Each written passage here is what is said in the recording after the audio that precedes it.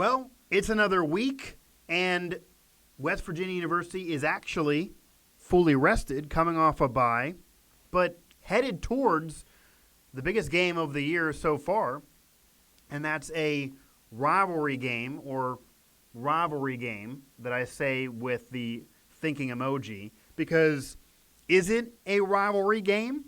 Is it a game that actually is big for WVU and their fans? Is Texas a rival? Well, I'm here to answer that question, and then also another question posed by a colleague of mine who I do some work with in terms of, is winning games like this more important than being bowl eligible in a year like this for West Virginia, where you are rebuilding with a new head coach in a year that you know is not going to necessarily be the promised land like you maybe expected in recent seasons? But do you want bowl eligibility? Do you want respectability? Maybe is the better question. Respectability by 500 or better. And after recent wins, maybe that once again is a realistic possibility, when most thought this entire year would be a lot of growing pains for WVU, and I still kind of think that. Or do you want a big win and then you don't care about the rest? I'm your host, Mike Asti, and this is a West Virginia football edition of Mic Drop here on Pittsburgh Sports Live, coming at you from the Pittsburgh Sports Live studios here in downtown Pittsburgh. And this broadcast is thanks and going to also be part of WVSportsNow.com, our newest member of the Now networks here, the Now family of networks here. And this, again, it goes off of the question that a colleague of mine posed. So here you go. Dave Weekly does a show out there, does the Hotline show for Metro News. I appear with him a lot and do a lot of work there as part of my media career down there. And Weekly asked the question, would you rather have bowl eligibility or would you rather have a win versus Texas? And it kind of spurned into its own, where I've seen this a lot on Twitter, away from just him, people asking if WVU is actually rivals with Texas. That was asked by another colleague of mine, somebody that I had on my Trib show a lot, and John Antonic, who does a lot of the work for WVU Sports. See him a lot on the actual West Virginia athletic webpage, and he threw an article up there, and he asked that question. And it's fair to wonder, because as much as conference realignment happened and you couldn't do anything about it, and as much as West Virginia got themselves in the Big 12 and they weren't going to be in the ACC, whether it be for whatever reason, because of maybe past reputation, because of academics, even though I got the journalism degree, the journalism department actually is pretty damn good around there. But regardless, some other departments are not. Got to call a spade there. Or just the fact that they already had Pitt and they wanted Pitt even more than WVU, and that's the same media market. Myself here in Pittsburgh media covering WVU, we also cover Pitt. So it's kind of bringing you the same media attention. Doesn't make sense in conference realignment. Cincinnati and Louisville were separated. Kind of the same idea. Whatever the reason, West Virginia couldn't be in the American. They couldn't be a UCF, where UCF's getting major bowl wins because they're not, or bowl game appearances because they're not playing anybody. They have an easier schedule than the Power Fives, but they're never going to be in the playoff because they don't play as hard of a schedule as, say, the Power Fives. They don't have, don't beat anybody who's top 15 in the regular season. That's indicative there. It's a stain there, and I have to get that out about UCF because those fans hate me so much for keeping it real. Regardless, they weren't wanting to be there, so they had to get into a major conference. The Big Ten wasn't going to happen either. And then you look at the Big 12, it just had to be where they go. They have long travel, and it takes away, conference realignment took away a lot of the geographic rivalries you had with Virginia Tech, Penn State, Pitt, etc., Maryland, even though they weren't a Big East team. And some of those are coming back. Some of those have happened. Some of those are going to happen. That's all well and good for out-of-conference games, even though you never can always do it because you only have a few out-of-conference games that are available. And we know that it, for a while, killed the Pitt-Penn State rivalry, which is horrible, and that's a great one to have in this market, and I hope that always happens for those fan bases, even though that's going to take a lull as well, and you kind of get that with the situation there. And I think that'll happen again at some point in the future. We know West Virginia and Pitt are going to happen here not too long in the future. But it took away the natural rivalries. Okay, move Nebraska over to the Big Ten. They lose the Big 12 natural rivalries with Oklahoma, etc. I mean, a lot of that's the negatives, even though money and, just necessity, TV market, fueling conference realignment, and it's probably going to happen again. But it almost forces you then to manufacture rivalries, where West Virginia has Oklahoma. They're the class of the conference. They have the historic pedigree. They have the Heisman candidates every single season. They're the team that gets in the playoff out of the Big 12. And they're always going to beat West Virginia, seemingly. They've been beating West Virginia no matter who's there, whether they have a Heisman candidate or not. They're going to win this year, I'm sure, handily. So that is a rival, but it's a rival you just can't beat, and you're probably never going to be the program that program is. So that kind of sucks.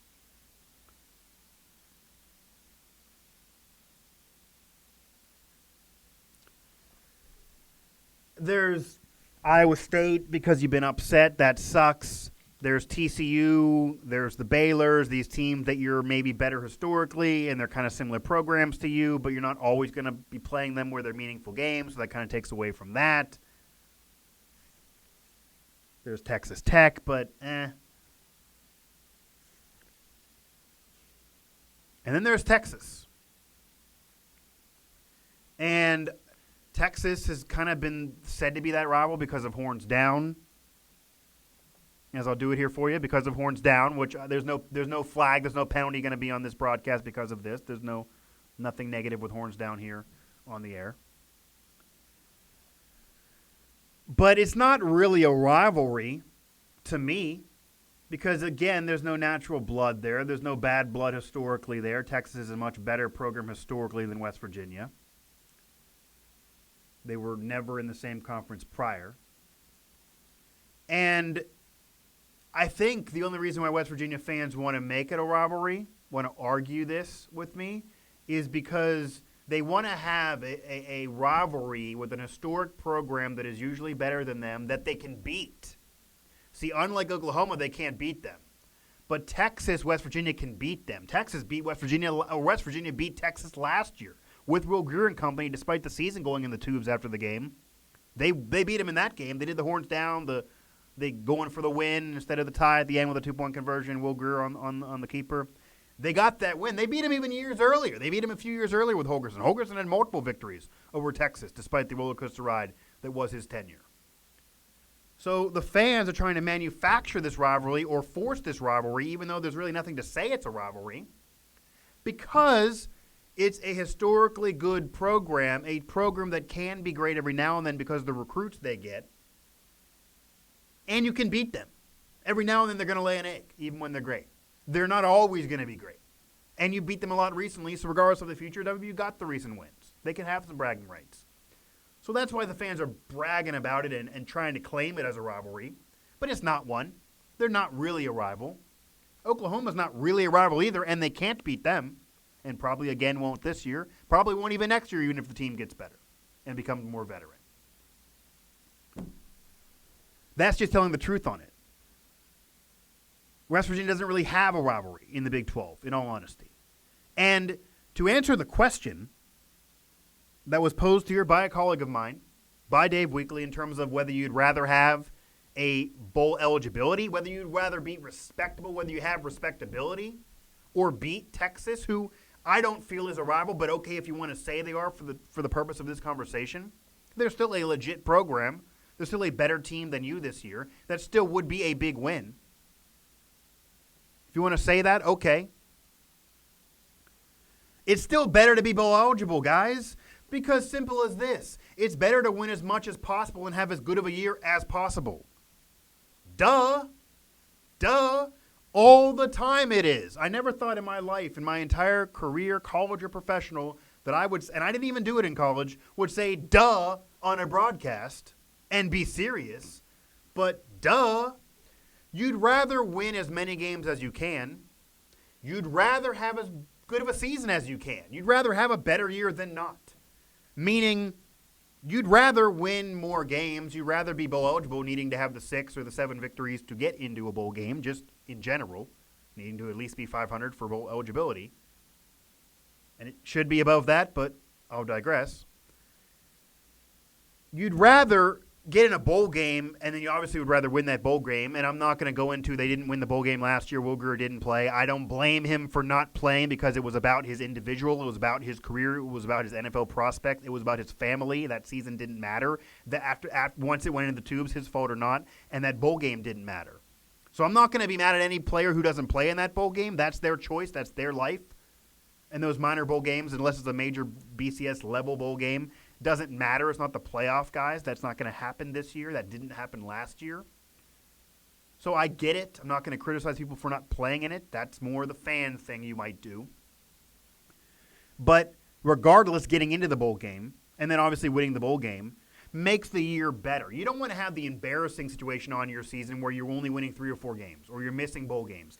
Even though everybody knew this was going to be a rebuilding year, and even if everybody knows there's going to be growing pains this year and it's a young, inexperienced team, it's Austin Kendall at quarterback, hadn't started before, you lose a lot from the defense and offense. Obviously, Still's gone, Grier gone, running game gone, Askew Henry gone, Holgerson gone, new system in there with Neil Brown.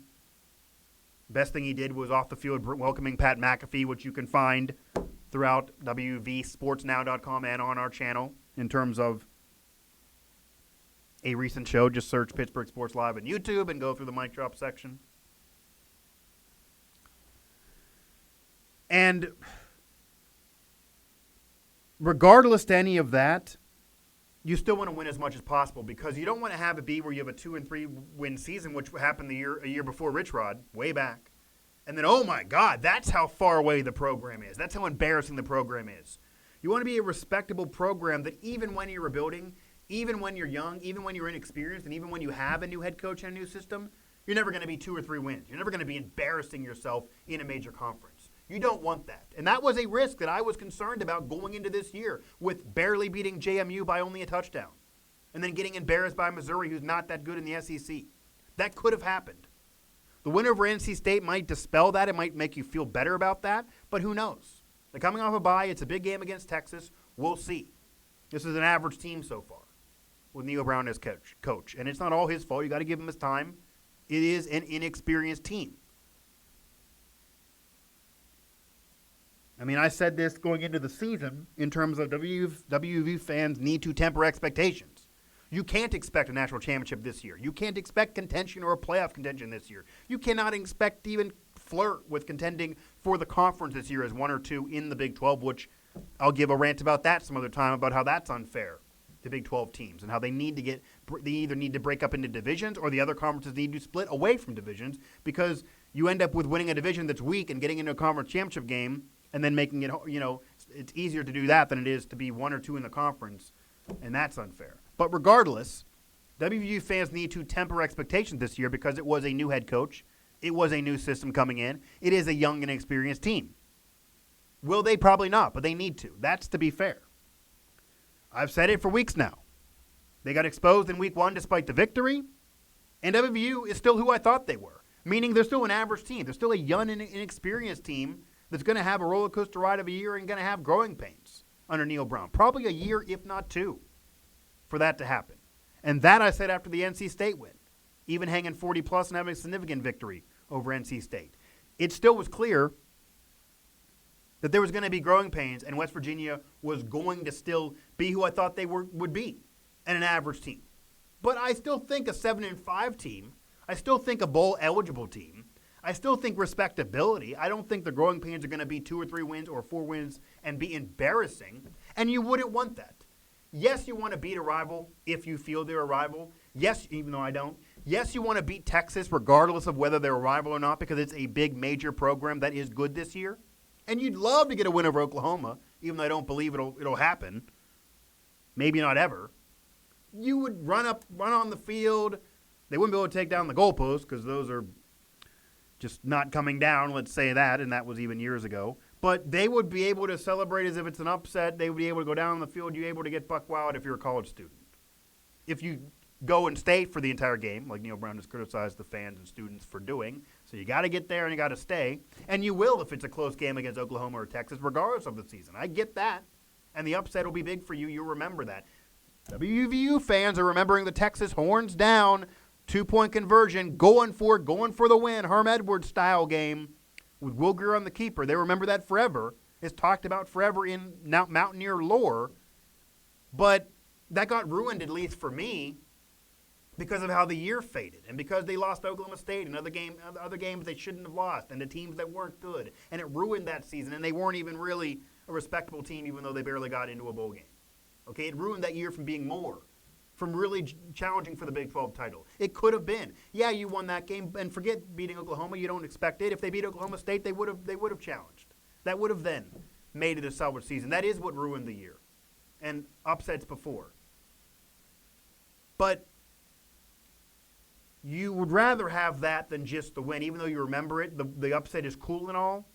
You'd rather have good years. You'd rather have bowl-eligible years because you don't want to remember where you're missing a bowl game, you're 3-8. You're going to remember that too, and it's going to be bad. You're going to get made fun of regardless of the upset win. You don't want to become one of those programs that's just looking for upset wins and can't do anything else.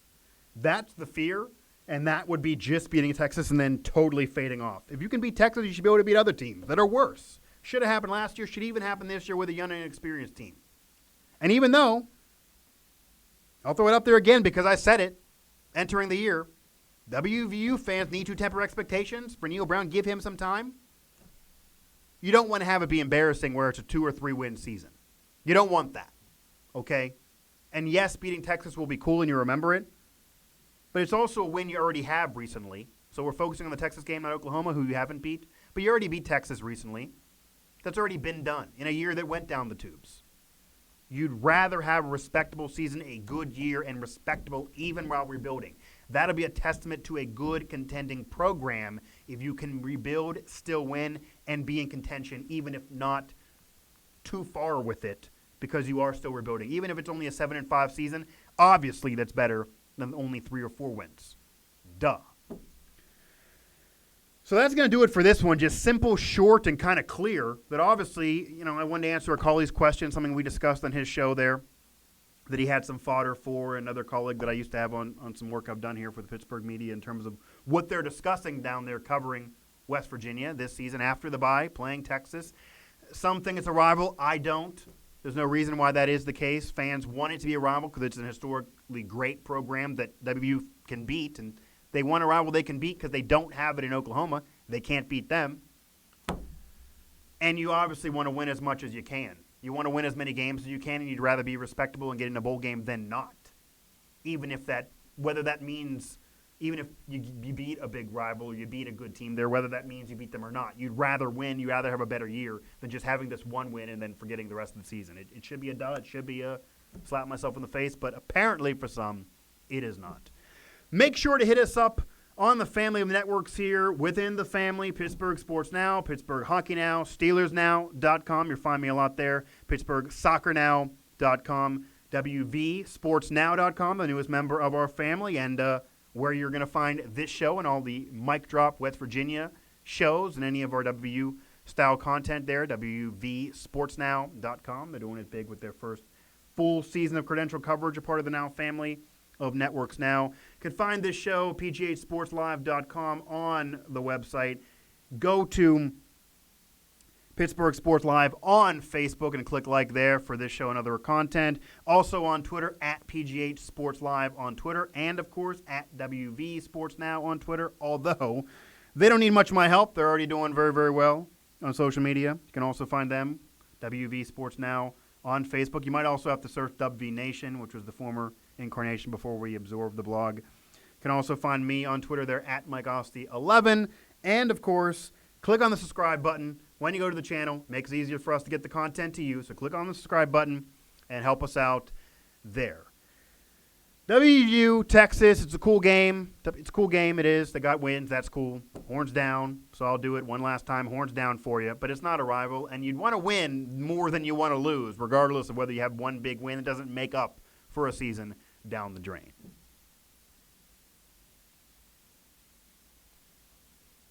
There, I'll give you the double one. I'll give you the double one. Can you see both? Give you the double one here to end the broadcast, all right?